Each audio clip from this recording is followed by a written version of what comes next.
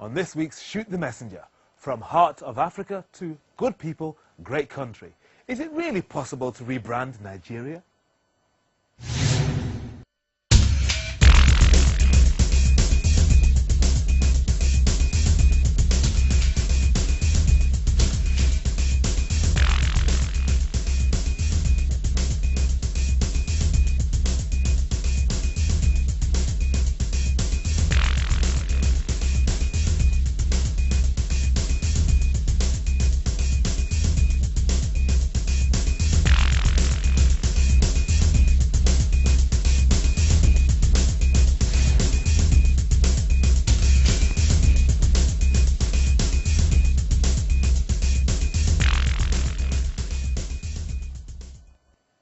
Hello, I'm Henry Bonsu and welcome to this week's Shoot the Messenger, an hour of passionate debate about key issues affecting Africans at home and abroad. We're live from our studios in London and we'd like you to have your say. We'll show you how later on. This week we're examining Africa's most populous nation, a land as rich in oil as it is in people, but hampered by a terrible image abroad for corruption, violence and bad governance. Now, 10 years after returning to civilian rule, Nigeria is taking a good hard look at itself. And not for the first time. From 2003 onwards, President Obasanjo's regime spent millions of dollars on the Nigeria Heart of Africa campaign. Last month, the Information Minister, Dora Akinyi, launched a new one, Nigeria, Good People, Great Nation. We'll be examining it with our special guests, two of whom are Nigerian. They are Alice Ukoko from the campaign group Women of Africa, and Alistair Soyedi from Rebranding Nigeria and, of course, Ben Television, and Ayo Johnson, an African Affairs analyst who's from Sierra Leone. But first, let's take a look at the people. Something like 150 million strong and usually very, very proud of their identity. Why is this? I've been asking Femi Okotubo, a prominent Nigerian magazine publisher here in London. Nigeria is a country which has a lot of resources. We're very proud of the country. In spite of all odds, yes, things could have been a lot better, but we're still proud of our achievements to date. As far as I'm concerned, that country is great. You're talking about, the world's most populous black nation. A country that can rank very heavily and highly among other nations of the world. You're talking about a country, a people who, in whatever field of endeavor it is, rank among the highest in any part of the world. We've got to be proud of ourselves. And still, you mention the great resources, and we think of the Niger Delta. People talk about the Ogoni land, Ken Sarawiwa, and of course, the massive repression, the crackdown that the military has imposed on so-called militants and the people in that area, lots of people being killed. Even though Nigerians have a lot to be proud of, isn't there also today in 2009 a lot for Nigerians to be ashamed of? There definitely is. Like any country in the world, every country has its own bad eggs or its bad sides, just as Nigeria does. Now, the situation in the Niger Delta is very unfortunate. We're hoping that things would change. But I think one area that has not really been emphasized so much is the fact that there is a lot of money that has been given to even governments in those parts of the country, which has not necessarily been, trickled down to those on the street. Because, when you hear the kinds of money, I don't have the figures with me now, but when you hear the kind of money that has actually been, given to governments in those areas, and when you compare that to the development that has actually happened in there, it's quite unfortunate that money has ended up in private pockets. So there is an issue in that respect. Again, I believe that companies like Shell and all these oil companies need to be doing a lot more in terms of putting back into the community. This is corporate social responsibility that happens in most other parts of the world. So why is Nigeria different? But like I said, in spite of all odds, in spite of the Niger Delta area, we can only but work towards making sure that things get better in that part of the country, like in every other part of the country, and hope that we will get to the perfect situation one day. And the truth is, we've got our own growing democracy. In fact, I would be tempted to say that things are a lot worse maybe among our parliamentarians in terms of expenses and so on. You know, and even when you hear some of the stories that have emerged from the UK in terms of someone claiming 68p for glue and all that, I'm sure the parliamentarians back in Nigeria will be laughing at what are these people on about when, you know, we get so much for our furniture allowance and all whatnot. But I think the reality is, you know, it's just a matter of time. You know, eventually we will get to a situation where there will be better discipline, and our people would be, you know, would be a better people in terms of less corruption and so on, not just in Parliament but in various arms of government and even in the nation as a whole. We await that day with interest, but the problem is, for the Nigerians, you say 1 to 2 million here, some of them have gone underground, we know this, they're waiting for that change to happen. And that's one of the reasons, I suppose, why so many are here in this country. Isn't it an indictment on Nigeria, even though you say it's this great country with all this oil wealth, so much splendor, so much pride, so much dignity, that nearly 2 million or so are living in this country? That's an indictment, isn't it? I would disagree with you, Henry. I don't believe it's an indictment. I believe it's a testimony to the great resources that our country is endowed with. If you have, you know, if you have Nigerians in various parts of the world who are not just living in the country, who are not benefit cheats, who are not relying on the system, but who themselves are the very best at what they do in terms of the very best doctors, the very best nurses, the very best you know, managers in various fields of endeavor. It's even claimed the very best fraudsters. Remember, who gave the world 419? Trust me, you know, in fact, it's something I've usually said, that Nigerians are extremely good at what they do. Whether it's in terms of the positive, Nigerians are really good at it.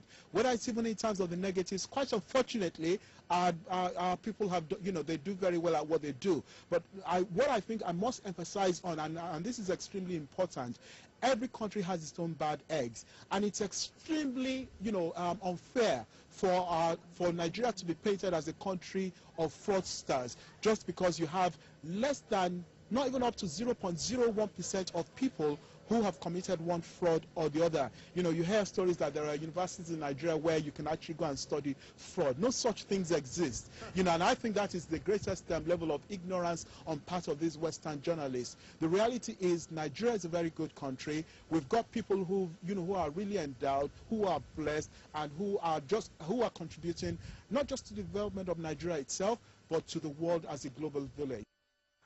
Femi Okotubo, a very passionate publisher of the Trumpet newspaper in London. Well, let's hear from our guest. Alice Ukoko, first of all, how proud are you to be a Nigerian? As proud as Femi? Well, the truth is that Nigeria as a country is great. There is no doubt about it. The people, Nigerians worldwide, are making huge contribution to the development of the world. Yes, we know that. But are you personally proud to be a Nigerian woman? Well, I would say proud, but we have issues with Nigeria. And we know that a home, for instance, if the father is not there to run his home, the mother does not take responsibility for running the home, then of course the children take charge, because nature does not like vacuum. What we have in Nigeria today is not that Nigerians should not be proud of Nigeria. The issue is, if you are so proud that you forget that things are not all right, you have forgotten to put your house in order. Nigerians need to wake up and realize that greatness is not gotten on a platter of gold. Nigeria has the potential to be great, but is Nigeria great? That is the issue. We have great people. What about that then? It's kind of like an empty pride. Yes, 150 million people, Nigerians all over the world, very, very good at what they do, from being doctors, lawyers, scientists, through to fraudsters, but actually it's an empty pride. No, I won't agree that it's an empty pride. I'm absolutely and totally committed to being a Nigerian. In spite of all the challenges, in spite of everything that is in that country, I have no other choice. I hold a green passport, right? And what we're doing is, without any doubt, agreeing with what Femi has said. Likewise as well, there's no country that doesn't have the same issue. And I don't need to go into what's actually of it. But let's concentrate on the reasons for this pride. Now, many Nigerians used to tease me when I was growing up as a Ghanaian Mancunian in the north of England. They would say, look at your small, small country. At the time, I think Ghana didn't even number 20 million, and Nigeria was already over 100 million. So they were beating their breasts, making a lot of noise about it, talking constantly about their oil wealth. Is that what people are really proud about, the number of people, the population being so huge and being an OPEC country? Is that what Nigerians are so proud about? No, I don't think that is the only reason why Nigeria is proud. I think the truth of the matter is, as you rightly mentioned, Nigeria is a country that is blessed with abundant natural resources, and some of them are even yet to be untapped. Now, the fact of the matter is as well, yes, we are, without any doubt, the largest black nation in the world, and for that reason, I presume many other African countries or many other countries that have black people as citizens look forward and onto Nigeria being the leader, being the largest, in trying to change situation, change whatever that we think is we're facing. Many black people, surely enough, they look onto Nigeria to see what are they doing. Well, that's a question I want to put to Ayo Johnson, because of course you're not a Nigerian, you're from Sierra Leone, another smaller country, but you analyze what Africans say and do about a whole range of things, including maybe their attitude towards Nigeria. Do Sierra Leoneans, do other Africans look to Nigeria for leadership, or do they look to other countries, maybe like Ghana or South Africa, for example? Well, Nigeria clearly are recognized around the entire Africa as a powerhouse. They've done extremely well. Over the many, many years, they've shown that they can actually command wealth. They've shown that they can export their own people, go to different parts of the world and actually do exceptionally well. They've been tinged with a lot of issues surrounding corruption, but if we're to be mindful, Nigeria have a lot to be proud of. I think the problem is that Nigerians don't even realize how much pride the rest of the African continent have for them. Really? Is this true? It is true. When do you ever hear other Africans say, oh, I'm really proud of Nigeria? When do you hear that? If you take it onto the sports arena, where Nigeria has dominated football for protracted period of time, Africans across the continent supported Nigeria irrespective. That's just to show that they do respect them. And besides... But when Cameroon were dominating, then every African supported Cameroon, or when Ghana, you know? But if we've seen in other areas where we've had wars and instability in other parts of Africa, Nigeria's always been the one to put their hand up to actually go there and try and address some of the problems. So clearly they've been seen as someone that can actually go out and actually do something concrete. But I think one thing that Nigerians should be proud of is the fact that their economy has worked. Lately, it's been growing quite rapidly. Interest rates, for example, have been reduced. Inflation is actually down to about 5% currently, going up slowly to about 11% over the last many months. But they've done exceptionally well from that perspective. They've got new laws that they've brought in to revitalize the economy. They've got procurement bills. They've got investment bills, attracting investment from other parts of the world. Are you sure you're not a Nigerian in covertly? No, but I think what I think Nigerians, the rest of Africa should be aware of this, is the fact that there's something called the Paris Club. Yes. The Paris Club are a group of 19 industrialized countries, richest countries in the world, and they actually fund this club. And Nigeria, I'm afraid, was one of many countries that were at their whim, paying huge amount of money repeatedly year on year for debts that they owed. And Nigeria's been one of these countries that actually paid off billions of dollars to cancel that debt. So they're not, I mean, they're very much like a loan shark organization. For Nigeria to have freed itself, it says that they're thinking above and beyond today. So plenty of reasons to be proud, even arrogant maybe, because the reputation of some Nigerians is to be very, very pompous and arrogant. Would you agree with that, Alice? Yes, with a reason. Nigerians are pompous and arrogant. With a reason. With a reason. You see, you know where you stand. Yeah. So if I'm saying, look, I'm the best here, and I can look behind me and you can see absolutely, without any doubt, honestly, it's the best. Then it's just, I'm not just being pompous because I want to be. There's a reason It's a reason, and I'm saying the truth. I'm saying the fact. That I am indeed very proud of being a Nigerian. As rightly mentioned, the economy is much more getting better. Even the World Bank is congratulating how Nigeria has been able to handle the economy, more so the financial market, the banking consolidation. You can talk about this, and you can see indeed Nigeria as a country is one that other African countries are trying to emulate. Even the crime now that we're talking about, the way that the EFCC in Nigeria has been dealing with the crime investigation. Economic and financial crimes. Exactly. Yes. All the countries I've seen are actually going to Nigeria to learn how have they been coping. Although the head of the Economic and Financial Crimes Unit was sacked, was he not? And he's now living in this country. Well, yes. Ribadu, is it? That's true. He was removed, and then another. Maybe he was doing his job too well. Well, you can say that as well, but then the fact of the matter as well is a new regime, is a new government, and who have their own plan and they have their own agenda and they want to execute it in the best way they can. Alice, you're sitting there quite stony-faced. Why is that? I mean, you don't like all this talk of pride and maybe arrogance. I mean, we've established that Nigerians have a lot to be proud of. Nigerians are proud people. There's no doubt about that. If you ask a non-Nigerian wife, he would tell you that I had a difficult time because my husband treated me as if, excuse me, don't you see that I'm better than you? But when it comes to the issue of Nigeria as we stand, it's one thing to have a potential to be great, and it's another to actually be great.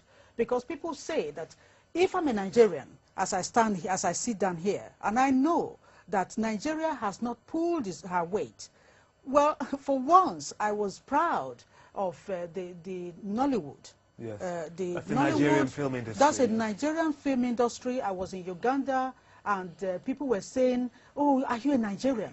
And I stopped and I thought, hang on, should I say yes or should I say no? Because people have different experience of Nigerians. And then they say, you know, I'm watching the film. And I said, oh yes, I'm a Nigerian. But the truth is, we Nigerians need to wake up and realize that it's one thing to be naturally great and it's another to be great. Yes, we have Nigerians who are outside who are doing great things and building other people's countries, but are we really out there in Nigeria making Nigeria great? We're not. Well, the big question is why such a great country, yes, powerful nation, heart of Africa, you know, good people, great Nation country, actually needs to be rebranded, because if that were really true, then you wouldn't need to be rebranded. Everybody would believe it, and you yourselves would believe it. But let's get on to the campaign in just a moment. We want to hear from you in more detail, Alistair, as a member of the committee, exactly what you're going to do. How are you going to achieve this rebrand? But those behind the campaign, like Alistair, perhaps say they're inspired by the rebranding of India and Malaysia, both of which have been transformed, reputationally at least, from basket cases, as some describe them, to powerful tigers. So can it be done with Nigeria? Well, let's have a look in some more detail at those positives. One of the world's largest oil exporters, West Africa's most powerful military and economic power, and a huge English-speaking population, very industrious, willing to work. And in the words of the Lonely Planet Tourist Guide, Nigeria is a country we're coming to love. You shouldn't believe all the scare stories. Lagos is one of the most exuberant cities in Africa, while the port city Calabar makes for an enjoyable stopover for travelers on their way to Cameroon. The guide also says positive things about Nigeria's customs, conservation and national parks. It concludes that Nigeria is a place of extremes. The vast majority of the country is as warm and welcoming to visitors as anywhere else in Africa. There's nowhere else quite like it on the continent. Alistair Shoyede, that must be music to your ears. Well, I can't sing it better. Look at how he's smiling so broadly and so happy. But what about the rebranding campaign? Is it going to be more of that kind of stuff from the Lonely Planet Guide or something else? What else are you doing? You see, actually, the rebranding, from my understanding, is reorienting the people. Yeah, let the people begin to appreciate what we have indoor is even more and better than what we are chasing outside the country. Now, the truth of the matter is, yes, we have problems, and that is the reason why we're dealing with it. Now, the rebranding as well is a window to open the country to the international community. Just rightly as you mentioned on the article, what you read, that is said not by a Nigerian, but by another organization, totally independent. Now, John Simpson, who happened to work for the BBC as well, talked about going to Nigeria, that Lagos is one of his most favorite places that he loved to visit. Yes. Now, it shows that for a natural tourist or somebody who wants to visit a country, if really Nigeria offers you all this beautiful thing that you're reading, you want, right? The question is whether or not it is safe for the average traveler, whether or not the infrastructure is there to get around from A to B, whether or not Nigeria is conserving some of her great treasures. So, for example, when you go to museums in some part of the world, things are kept beautifully, you will see them, no problem whatsoever. In others, they fall into ruin very quickly. You know, getting around the place, you know, banditry, all these things can either attract a tourist or repel a tourist. That's true. And from your point of view, are you saying Nigeria is now ready as a tourist destination in Africa? Without any doubt. Nigeria is absolutely So where would ready. you go then? I mean, You I've only been once. I've been to Lagos and Abuja. Where should I go? You mentioned Calabar, Port Harcourt, Kaduna, Kano, Sokoto, the seat of the Caliphate, right? There are so many places. When you're talking about natural environment, we have places that you have cold water on the other side, and just within 2 feet, you have warm water. You could see in I believe in Osun State. You have the Abeokuta Rock. Yeah? You have places, Oluma Rock and Abeokuta. I just can't sit down here and say, here they are. But if there is a country in Africa that can give you so many variety of tourist destinations, Nigeria, without any doubt, is one of it.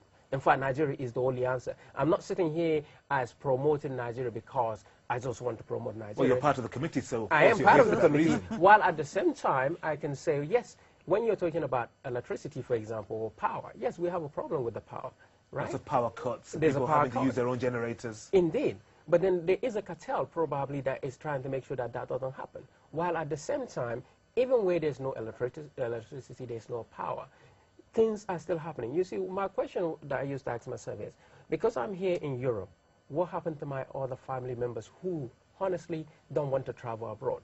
They are still saying, no, I'm happy. I'd rather come here, spend 2 weeks, and go back to Nigeria. And again, the country has more than 140 million people still in that country. Yeah. And So they must be staying there for a reason, you're saying? Exactly. Well, it could be, I know that some simply are staying there because they've got no other choice. They haven't got the money, they haven't got the means to leave. Country. No, 1 second, because you find Nigerians travelling all over the world in huge, huge, huge numbers. And despite the gloss offered to us by Alistair of the committee, the Rebranding Nigeria committee, actually it's a sham. You know, it's all about gloss. It's all about trying to present yourselves as something deep down that you're not. You've been to Nigeria. How have you found it? Well, it's okay, but I think the rebranding effort is one that's required. Really? The question is it at the right time? Is it at the right junction in their progression or industrialization? It's questionable because Nigeria hasn't actually got all the various aspects of their game into play just yet. There are areas where they're failing excessively so. Yeah. For example, the average Nigerian lives no more than 46. Yes. Out of 1,000 babies that are born, 100 would die. Terrible mortality rate, polio in the north especially, the problems between the Muslims and the Christians, still every so often killings. Excessively so. And if you think about it, the sort of economical progression that we've spoken about earlier, they've not been able to find a formula for actually cascading that down to the grassroots, so that people who live in abject poverty, of which we got at least 60% of the population live below the poverty line, that's $1 a day, have not been able to benefit from any of those credits. So given all of this, how can you possibly rebrand a nation where so many people are struggling and in pain? Absolutely. The only argument they would have is if they're trying to attract back those Nigerians who've left in large numbers, who've acquired greater skills, who've got better knowledge, who for 1,000 reasons living in Western nations are struggling themselves because those industries, those economies are not working themselves. Their jobs, even if they've got them, their money is not taking them that much further as they would otherwise wish. They're trying to attract them to come back home. Then I think that's a good formula. So what should they be doing? I mean, I know that Nigeria now has a presence at the world travel market here in this country, presenting itself as a tourist destination. Nigeria and the Nigerian Stock Exchange sometimes holds conferences here to say, come on, we're open for business. But that isn't enough, is it? What more do you think, as a media man yourself, they should do? Because from your own country's point of view, Sierra Leone, you emerged from a very long civil war, a lot of pain, a lot of people being killed, coups, etc. But you're rebranding yourselves too, aren't you? Yes, everyone seems to be catching up to this now. Yes. It's very worrying. I'm not sure who the marketing managers are doing all of this, but, but it just goes to show. But I think everyone's trying to put in their best foot forward, and there's nothing wrong with that. The question is can you measure the amount of money that's being used in these campaigns? A lot of advertising, promotion. Well, in the previous one, under the Obasanjo regime, which started in 2003, it was all about Heart of Africa, the big, powerful, beating heart of Africa. They spent at least $5 million. And many dispute whether or not that was effectively spent. Because the reputation, how many hospitals, etc., roads, and the reputation of the country. If you look at many of the international indices, you know, quality of life, crime, corruption, unfortunately, it's at the wrong end of those tables still, despite these campaigns. Yes. Can it work, do you think, this campaign? I think the problem is with any of these campaigns is that Africa has a terrible stigma. Be it with the sort of news that you like to get out there, be it with the type of information that you like to get. So if you've got a concerted campaign trying to get the right message out, be it promoting yourselves, or be it telling people about yourselves, or be it telling about the resources and the benefits about that. There's nothing wrong with that. It's having the balance between the money spent and the benefit on the ground. And Alice, what about that then? I mean, when you heard last month, like we all did, that Nigeria was embarking on a new rebranding campaign, this time not hiring the PR guru from Britain, Max Clifford, which he was hired first time round, and unfortunately it didn't really work, and he kind of resigned. He said, they won't listen to me. What do you think about this exercise? Do you feel insulted by it, or do you think actually, you know, the woman in charge of it was really, really strong, getting rid of all the sham drugs, and actually we think this is important? I think, Alice Ukoko, that this is important. People need to stop judging Nigeria so negatively. There's a lot of positives there. Well, I don't know about lots of positive. I think what's actually happening, if you remember on the 31st of March of this year, there was the drowning of youths at the coast of Libya. And most of those were Africans that were trying, and a lot of them are from actually the Niger Delta. Yeah. And it turned out that one of the victims of that of drowning was a third-year student, law student from Ekpoma in Edo State. And then you begin to ask, and as we speak, there are a lot of people. You could be rebranding on one hand, and on the other hand, because people, you're running away, you're not running your country. The country is not being governed. So it's not what people are saying. You could be saying one thing, and the reality is very different from another. When you say the country is not being governed, the country is not being governed. Are you saying Nigeria is ungovernable? Not ungovernable. The thing about Nigerians is that Nigerians are so easygoing. They are happy. They are smiling when in actual fact they are suffering. In a country where most of the people are looking on to money remittance from abroad, and they are waiting, they are sending their children out into international trafficking so they can go into prostitution to bring money in, then you know that something is terribly wrong. What is wrong is very serious. I mean, if we continue to say, let's rebrand it, let's sweep the whole thing under the carpet so the world can think that we are doing well. The world knows that we are not doing well. If you're a Nigerian, wherever you are in this country, in the whole world, you will realize once you say Nigerian, people say, go like this, because they think, oh, maybe have you come to snatch my earring? Because when you have a situation where the government is more or less sitting down there, we are talking about embezzlement of national resources, we are talking about the military that goes to invade the very region that is producing the oil, then something is terribly wrong. We're looking at a government that people, individuals that are not representing people. They are not representing people. When you talk about the electoral system, there is electoral fraud. I know that because I went to run for governorship of Delta State in 2007, and I had because you didn't win, you can't say no, it's not that. I left because my life was in danger. Yeah. I mean, when you have a situation, and I can tell you that on the 6th of February 2006, assassins were sent to me in a hotel in Abuja. When you speak out, they kill you. So when we say we have a civil rule, I was at the forefront of the campaigning to end direct military rule in Nigeria following the annulment of the June 12th election. And I have been able to say that to the very person who annulled it, or the person of General Babangida, retired, and I told him that he was the person who destroyed the hope that Nigeria. You'll find that if you want to rebrand, then first of all, look at the electoral system. When the people who are sitting there rebranding were not elected by the people, and they are not representing the people, then obviously something is terribly wrong. There is no way you can say you are rebranding anything when people are not elected. People are saying, excuse me, who are you representing? You are not representing us because everybody's hungry. If you go into a place, in a country where PhDs are going into armed robbery, then something is wrong. When you go into a country, the Niger Delta is one, where arms were brought in by political talks, and they used unemployed youth to carry guns to gun them into power, and then you now found that having distributed arms. I was there in 2003 when stray bullet was driving people away from going to election, and then you have not been able to elect anybody because you are going to be killed, and then people turn around, you give them and I said to them, you killing sleep in this place. You are distributing arms to people, youth that don't have work. If you go there, illiteracy is huge on the ground. It's okay for me to sit here and say, well, I'm a lawyer now, But the truth is, the Nigerian government did not educate me.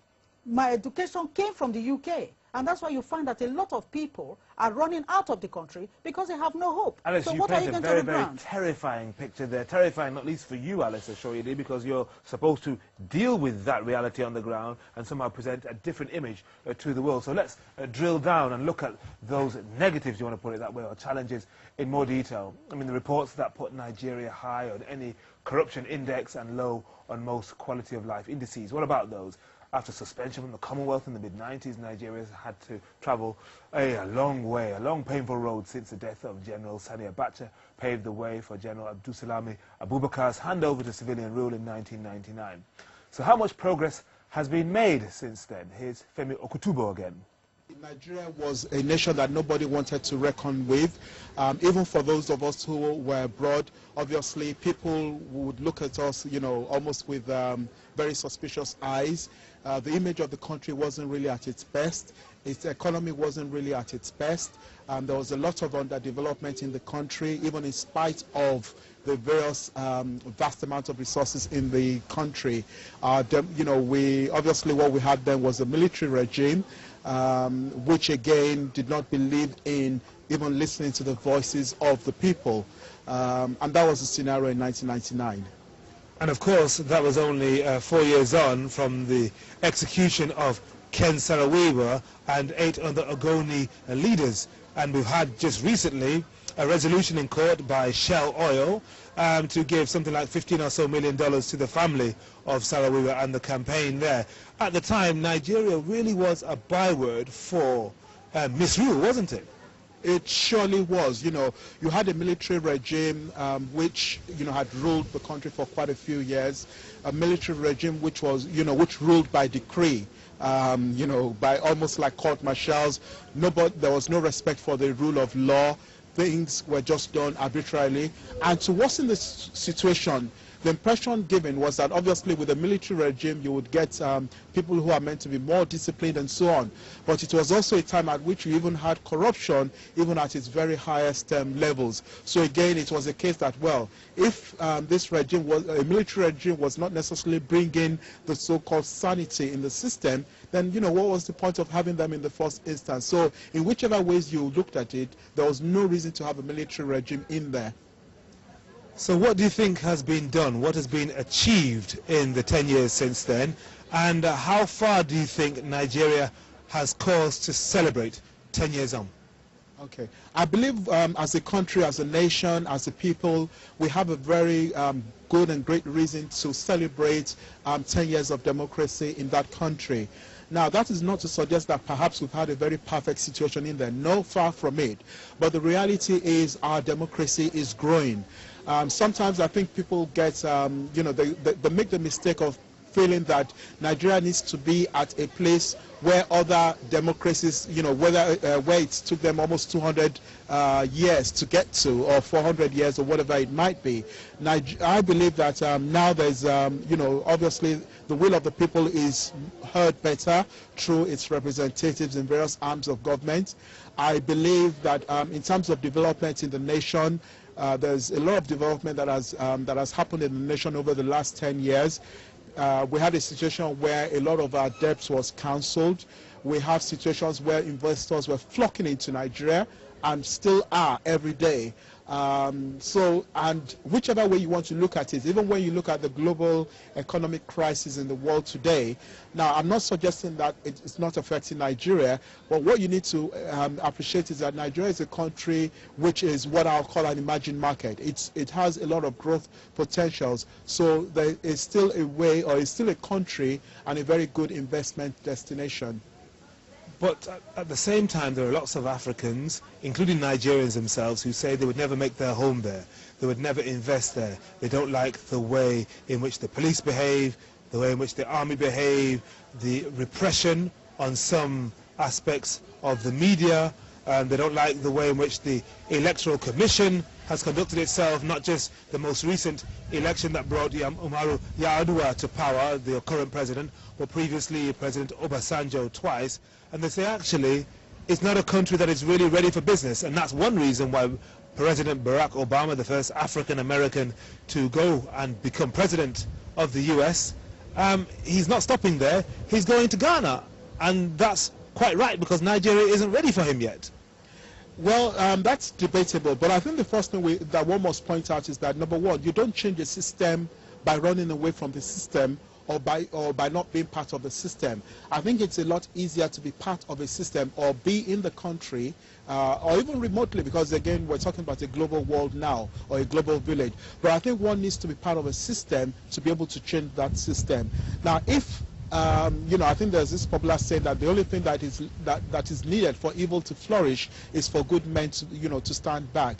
Now, we all have a role to play in there, and I think it would be very wrong to actually run away from the system in order to change it. Now, I appreciate as well that there are some issues or problems in Nigeria, especially in terms of the areas of you know, security and the areas of electricity and so on and so forth. But there are people who are living there and who indeed are making an impact. They are somehow enjoying themselves, you know, and these are people who, for example, in fact, if you give them millions of pounds to come and live in the Western world, they're not even prepared to do that. I know, having lived in the UK and having lived in Nigeria for quite a bit of time, I strongly believe that Nigeria is a very good place to be in. There are advantages in living in both countries, but as a Nigerian from the heart, I believe that I really need to be in Nigeria. I would encourage people who think that Nigeria is a place they should never go to have a change of heart, and also try and see the role they could also play in terms of changing things back in Nigeria. Femi Okotubo, a very, very passionate Nigerian there. Well, let's hear from you Nigerians. We've been showing you various different ways in which you can get in touch with us. You can call us, you can text us, you can email us, and we'll put you on there. Io Johnson then, from Sierra Leone, our Pan-Africanist man who has his eye on what Nigeria is doing and how other Africans see Nigeria. When Alice launched into her broadside against this rebranding exercise, you were itching to get in, and you've heard what Femi has to say there. What do you say now?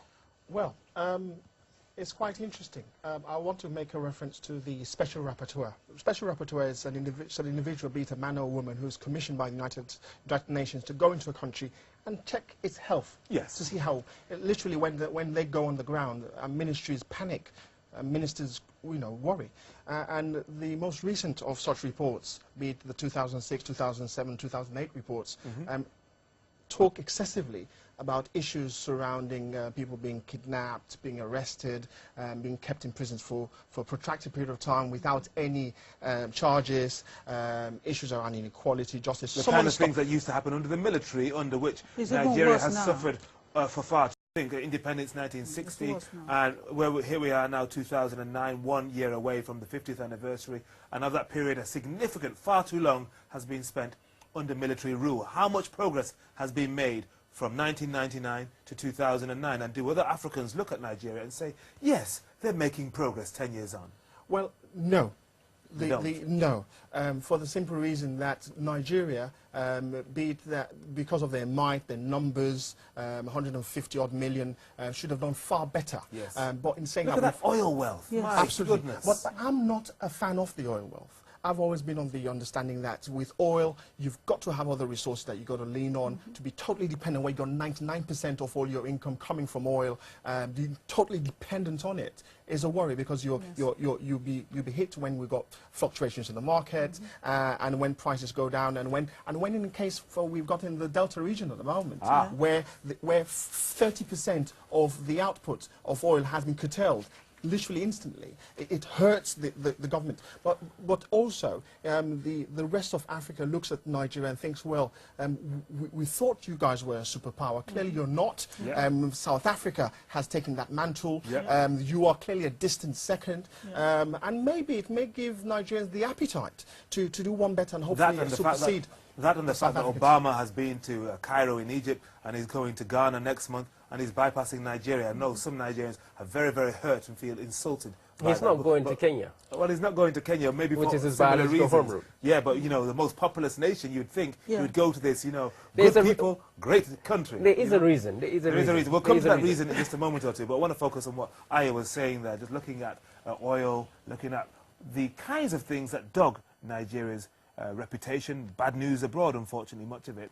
Much of this is linked to corruption scams like the notorious 419 internet phishing expeditions, but others are, as I was saying, due to the oil industry, where there's been so much degradation of the environment, and of course the Shell case, which was finally concluded last week, as Claudia van der Puy reports.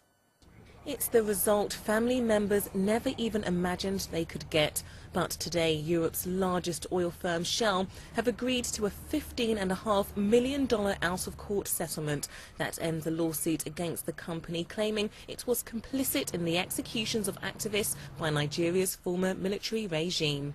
Activists that included Nigerian author Ben Saro-Wiwa. His son was one of the many relatives fighting for justice so that they could just move on from the pain surrounding their deaths. It will provide some kind of psychological relief and release to have those who they feel were responsible for the violations of their human rights being held accountable or being made to account for their roles in those human rights violations. I'm thrilled about the settlement. I mean, it's been 13 years, and the clients are being well compensated. We're very pleased with the settlement. Though Shell acknowledged no wrongdoing in the 1995 hangings of the activists, it agreed to settle the lawsuit, they said, with the hope of aiding the process of reconciliation. But I think the message from this lawsuit and the others like it is that corporations, like individuals, must abide by internationally recognized human rights standards, and that they, just because what they're doing is not in the public eye, just because the victims are often poor or in an inaccessible place, they will be held accountable. Half of the settlement will now go towards investment in social programs in Nigeria, where it's hoped the true cost of oil can change to a positive one. Claudia van der Puy on last week's historic out-of-court settlement by Shell to the families of those Ogoni leaders killed back in 1995 by the Nigerian regime. Well, let's talk to Ben Amunwa from the Remember Saro-Wiwa campaign. Ben, good evening to you. Evening, Henry. Can you tell us a bit more about how the $15.5 million are going to be used? Well, my understanding is that it will be used to, first of all, compensate the plaintiffs in this case. That is, the 10 individuals who brought this legal case against Shell. It wasn't only the Wiwa family, it was also relatives of the other Ogoni 9. And also it will be used for a trust, which is called the Kisi Foundation. Kisi in Ogoni means progress, moving forward. And essentially that's what the trust is all about. It's about providing education and community development in Ogoni land. And the board of trustees of that foundation will be independent of both Shell and the plaintiffs, and will be aiming to improve living conditions for Ogoni people. So $5 million of the 15.5 will be going towards that. Did the campaign feel, well, look, actually, we shouldn't accept this money, we should let things go to court, we shouldn't be bought off by these people? There's two separate things, Henry. There's the plaintiffs in the case, and then there's campaigners like myself and my colleagues. And essentially, you know, this settlement was a decision that was in favor of the plaintiffs. It was good for them. They chose to accept it, totally independently of us, and after exhausting debate, I imagine. But they've admitted no liability, whereas you guys have pointed the finger at them and said that they contributed to the circumstances surrounding the deaths of the Ogoni 9. They got off scot-free. OK, they spent $15 million, but actually they say, we were not responsible.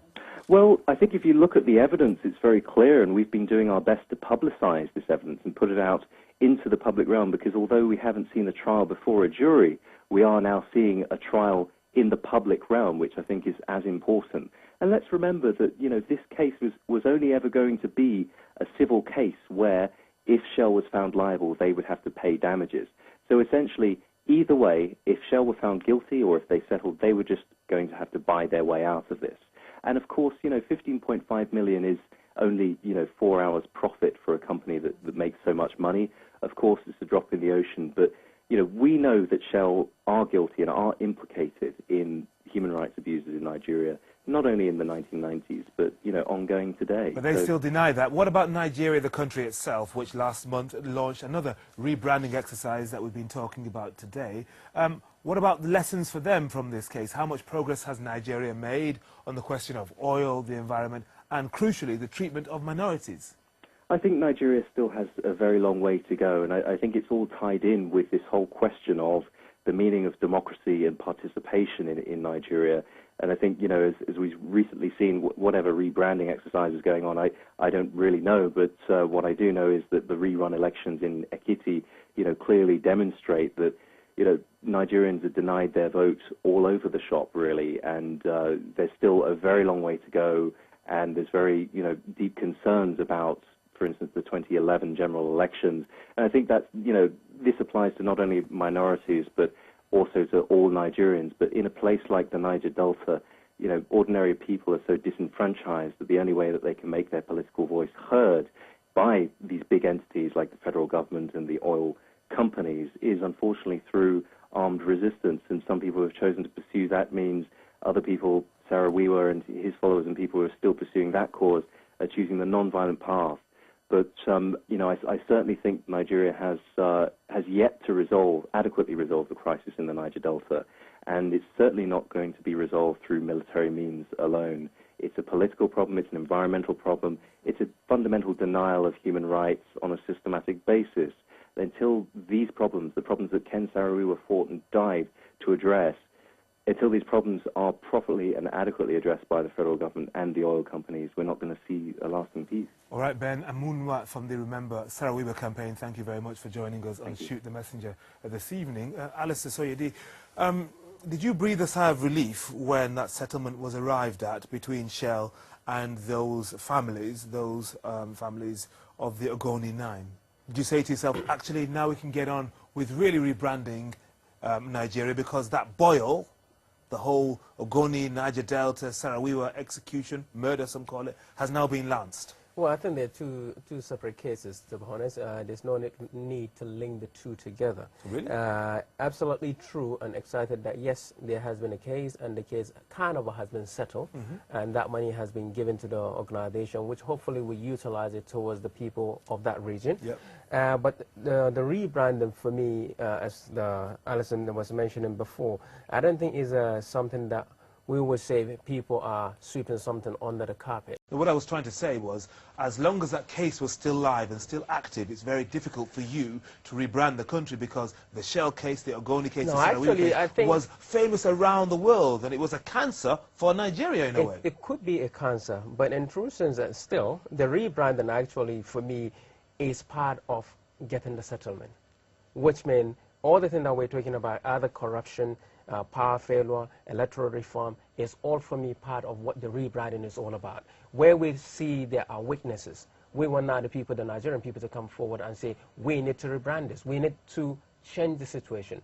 we need to, our vote needs to be counted. Yes, we know there are problems. Because it has to happen from the country, from within. Yes, well, that is why actually as well the rebranding is taking place more in Nigeria than coming abroad. As you mentioned, maybe Max Clifford earlier, we're not looking at the international people to come in and rebrand Nigeria. We're saying, yes, we know there are a lot of weakness, there are a lot of problems, there's a lot of challenges in the country, and we want the Nigerian people to begin to say, no, what you're doing is not good, we need to rebrand it.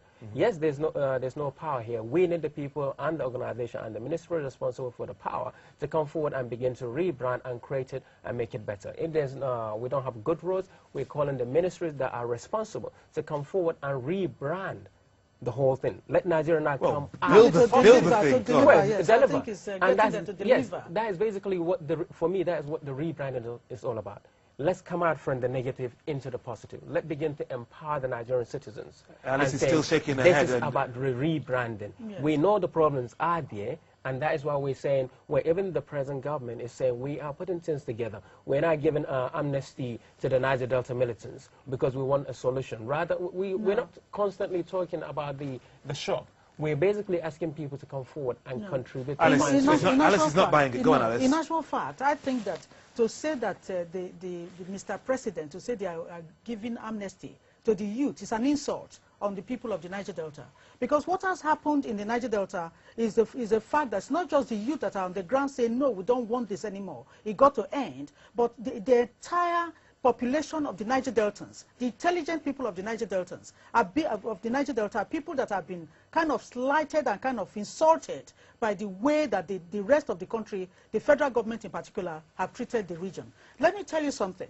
On this, it's one thing to say, well, the youth they just want to fight. On the 9th of... How do we know the youth just want to fight? No, I know that I work with the youth. The youth are saying they want to fight? No, the youth don't want to fight. What the youth are saying, you are saying that the youth are militant, that the youth are destroying things. The youth have asked Mr. President, what infrastructure did you put in place that we, the youth, destroyed? Show us the hospital that you put here that was destroyed. Show us the school that you put here that was destroyed by us. Show us the market that you built with toilets for the women that were destroyed.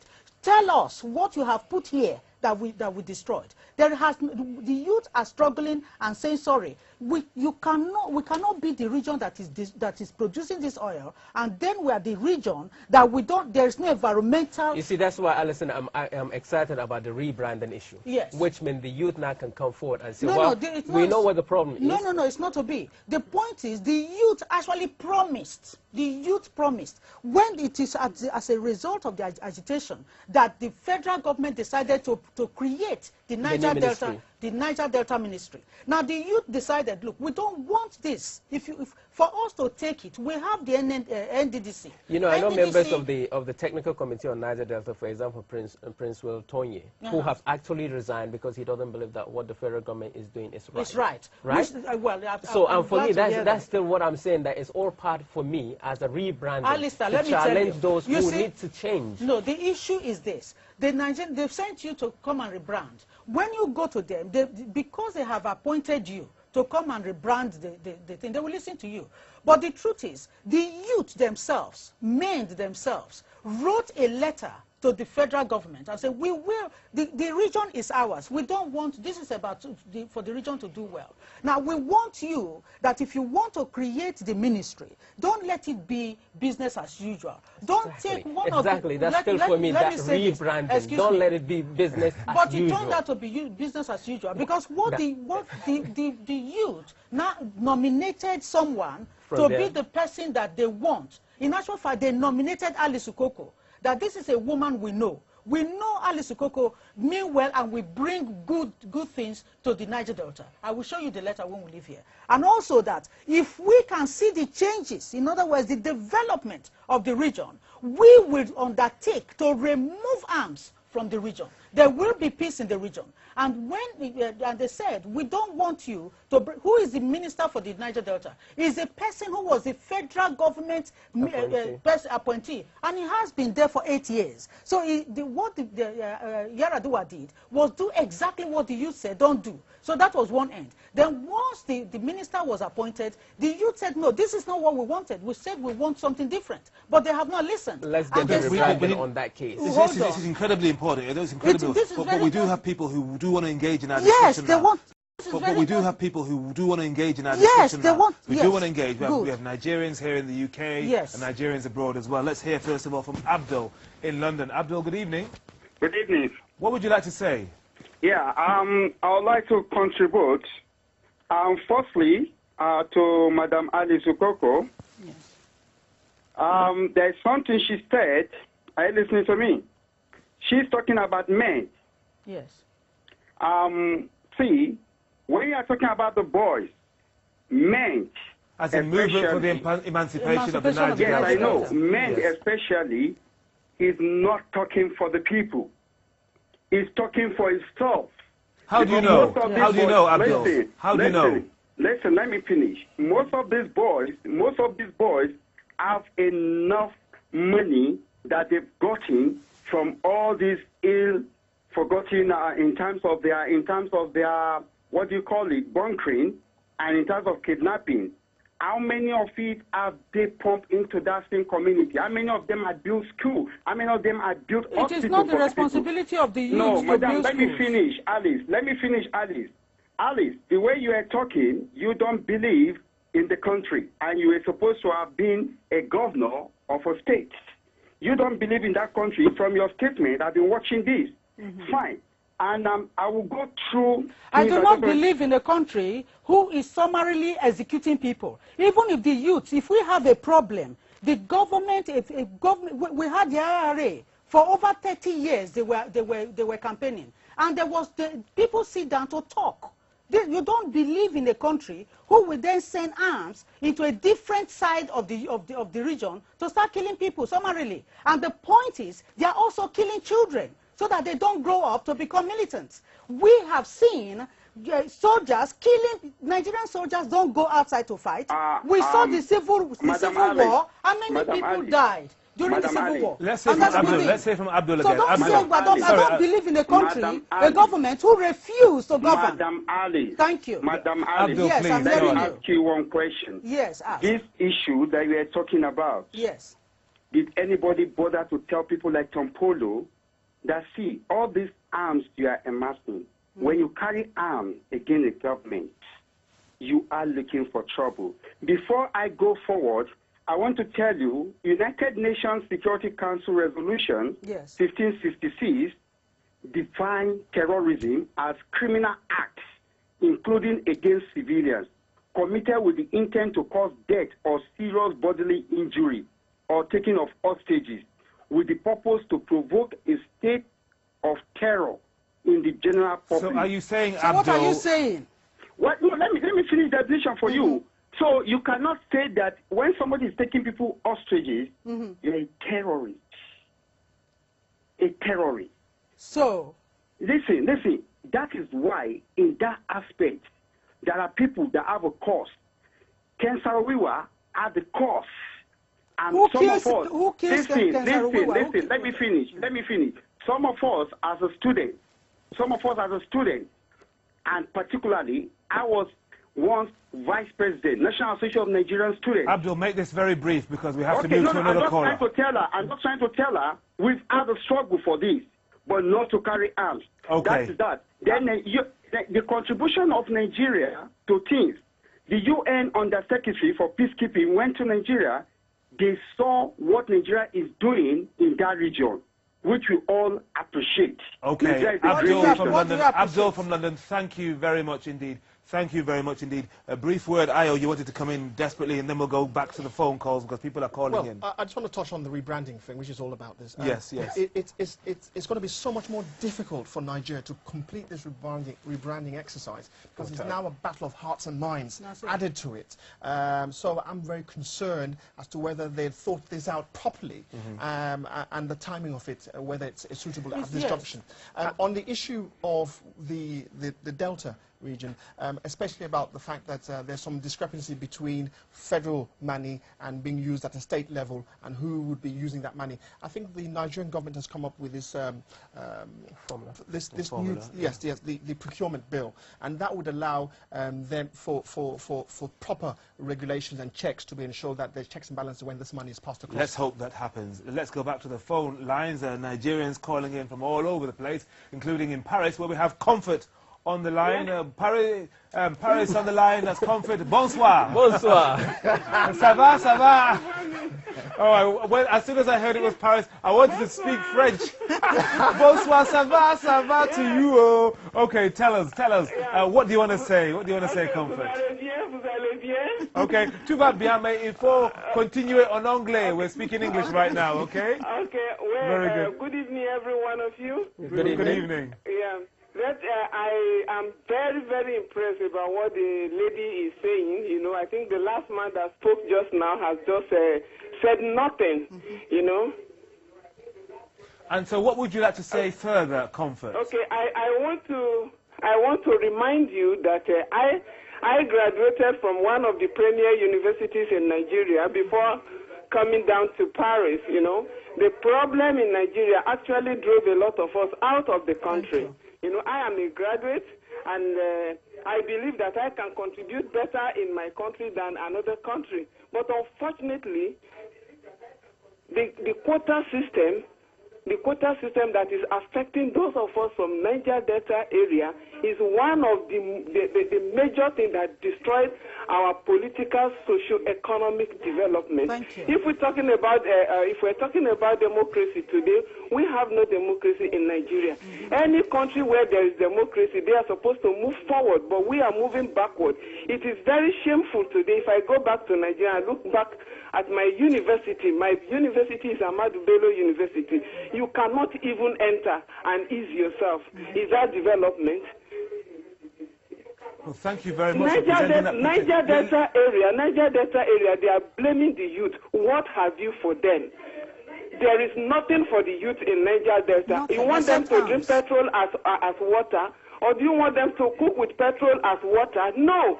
These people have nothing. We have nothing there. You cannot, the plants, are they going to plant their crops inside petrol? Comfort, let me put that to the man who is part of the committee charged with rebranding Nigeria. Alistair, I mean, the Ogoni and Delta situation really is going to make it very, very, very difficult for you to change Nigeria's image, not just domestically, but to the outside world, isn't it? Thank you very much. You used the word change. Rebranding means change. Yeah? Yeah, we did change. Sorry, 1 second, Comfort. Alistair is trying to address the point. Indeed, with all this problem that has been identified, the situation needs to change, right? The University, Ahmadu Bello University Zaria, which is one of the premier northern university, as she said, is not a place for you to go into because it has run down. Now, this is the best time to change. Let's change it. And now, you ask the question, is it the best, is it the time, are we at the right time to do it? This is the time to change. The electoral system is not working. This is the time to change it.